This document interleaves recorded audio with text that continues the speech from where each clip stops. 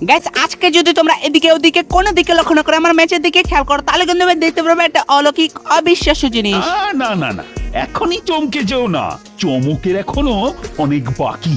হ্যাঁ ভাই এখনই চমকে যেও না গাইস, তোমরা এখনই চমকে যেও না। তোমরা যদি গাইস এখানে আমার ম্যাচের দিকে খেয়াল করো মানে এখানে দাও ভাই আমাদের ম্যাচে বলে গেছে বিবেচ একে মিরাজ গেমিং। ভাই কি বলবো, বিগ ফ্যান ভাই, বিগ ফ্যান। বিগ ফ্যান ভাই, বিগ ফ্যান ভাই। আপনার সব ভিডিও দেখি ভাই।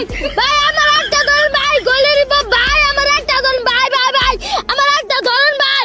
বিগ ফ্যান ভাই, বিগ ফ্যান। ম্যাচের ভিতরে যাওয়ার আগে আমি মনে মনে বলি ম্যাচের ভিতরে যেন আমি বিবেশকে মারতে পারি।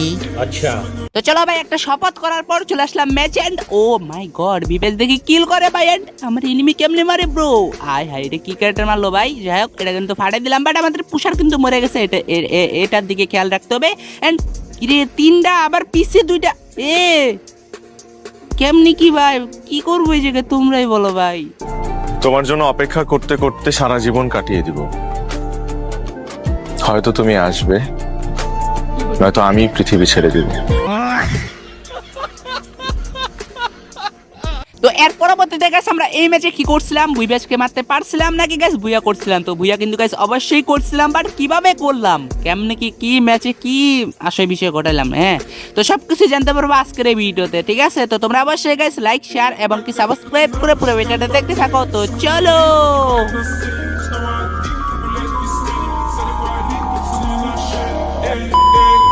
وينشق ذاك